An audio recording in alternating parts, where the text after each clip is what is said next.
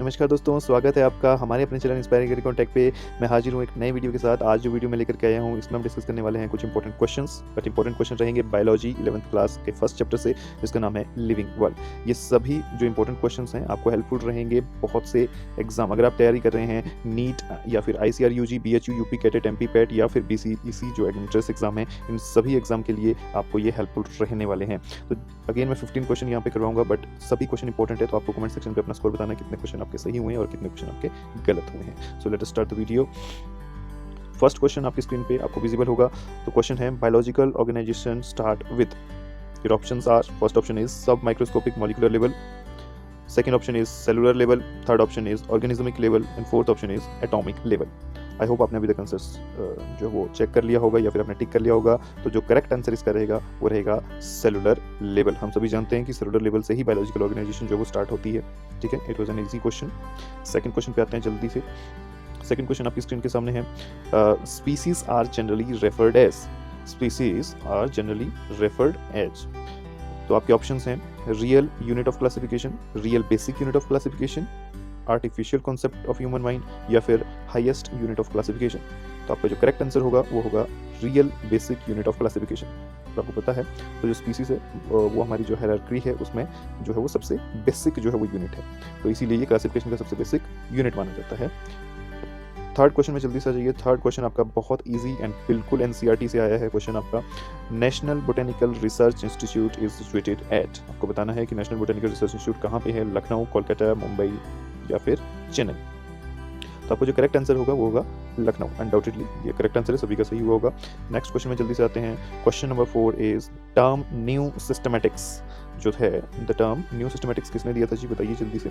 30 second आपको जो है वो अपना क्वेश्चन को अटेम्प्ट करने में लगाने हैं। इससे ज़्यादा टाइम आपको बिल्कुल भी नहीं देना है, क्योंकि आपको अपने एग्जाम में टाइम को मैनेज करना है। बायोलॉजी इज द सब्जेक्ट जहाँ पे आप टाइम को सेव कर सकते हैं।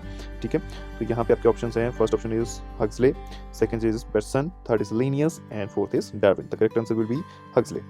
ओके, क्वेश्चन नंबर 5, ये रहा क्वेश्चन नंबर 5। आपको बताना है the level of herbarium sheet does not carry information on.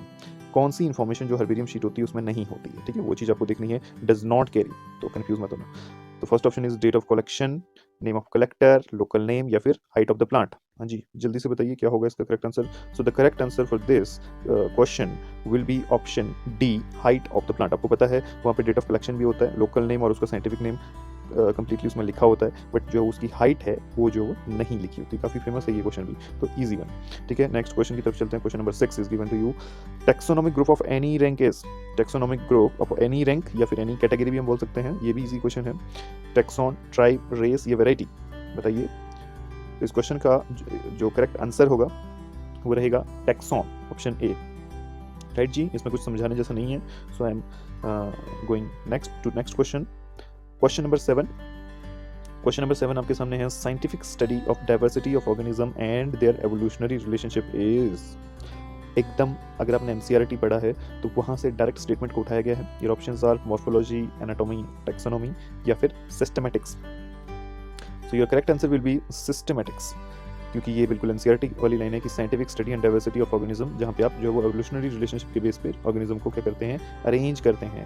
Question number 8 आपके सामने है जी। Question number 8, which of the following is correct with respect to reproduction in organism. जो आपको जो लिविंग ऑर्गेनिज्म में जो रिप्रोडक्शन होती है उसके बेस पे आपको देखना है कौन सी करेक्ट स्टेटमेंट है।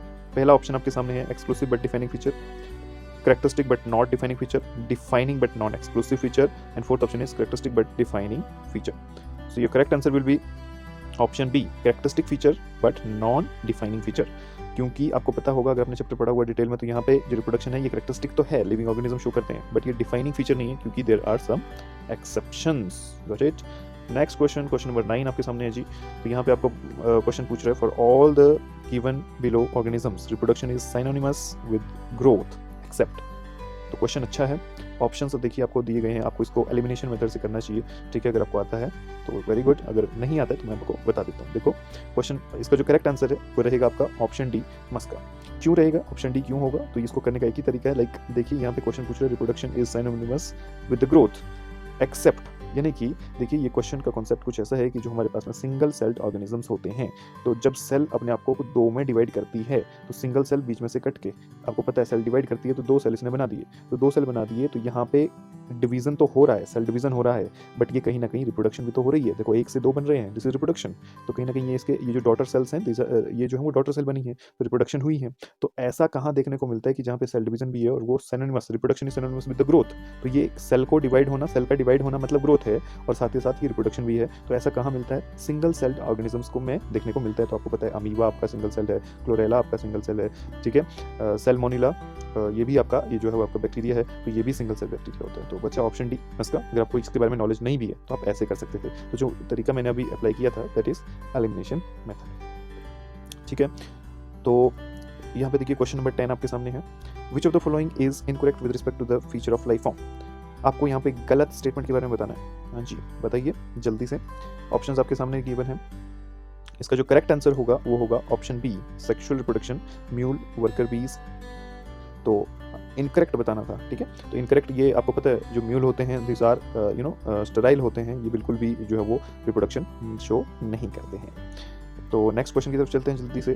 तो नेक्स्ट क्वेश्चन आपकी स्क्रीन पे सामने ये रहा, awareness of the surrounding and response to external stimuli is option A shown by majority of higher plant and animals, option B is homeostasis, option C defining property of living organism, and option D is both B and C.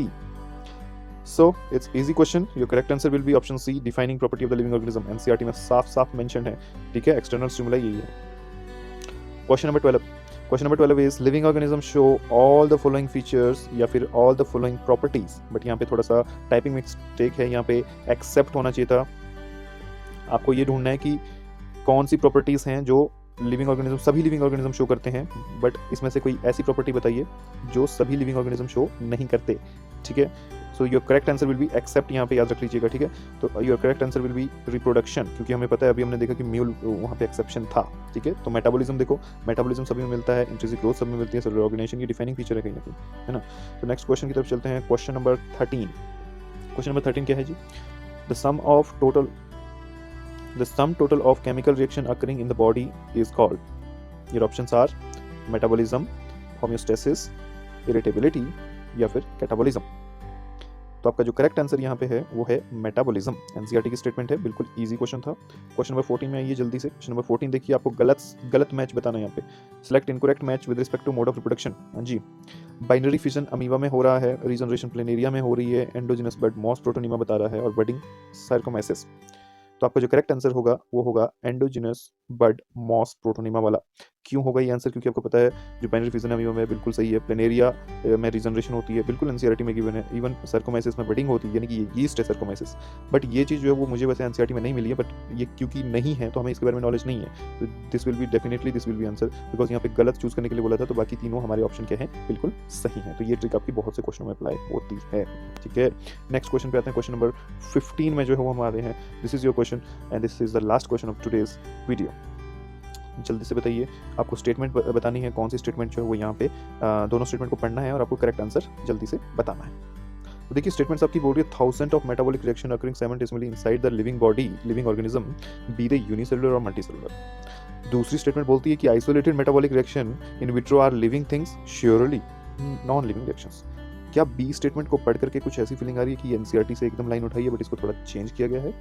बिल्कुल ऐसा किया गया है। उससे पहले मैं आपको answer बता दूं, इसका जो करेक्ट आंसर होगा it will be option A, only A is correct. तो पहले वाली तो पढ़ के साफ साफ पता चल रहा है भाई कि क्या बोल रहा है ये, कि बहुत सारी जो एक साथ में जो है वो यूनिसेलुलर हो या मल्टीसेलुलर हो, उसके अंदर में जो है वो थाउजेंड्स ऑफ मेटाबॉलिक रिएक्शन जो वो चल रही है, क्योंकि जो है रिएक्शन कैटाबॉलिक और एनाबॉलिक रिएक्शन यही मेटाबॉलिज्म को बनाती है ना। तो ये तो सभी में होंगी इर्रिस्पेक्टिव ऑफ यूनिसेलुलर या फिर मल्टीसेलुलर। बट जो बी स्टेटमेंट है ये एनसीईआरटी से उठाई गई है। एक्चुअल में ये जो इन विट्रो जो रिएक्शंस होते हैं, मेटाबॉलिक रिएक्शन जो in vitro means outside the body, in vitro का मतलब ये होता है। तो बॉडी के बाहर जो रिएक्शन चल रहा है वो एक लिविंग रिएक्शन है, ये चीज गलत है। नॉन लिविंग रिएक्शन नहीं होता, वो रिएक्शन लिविंग है बट वो नॉन लिविंग थिंग है, थिंग वो नॉन लिविंग है, बट जबकि इन्होंने यहाँ पे उल्टा कर दिया है। So B statement will be wrong, ठीक है जी।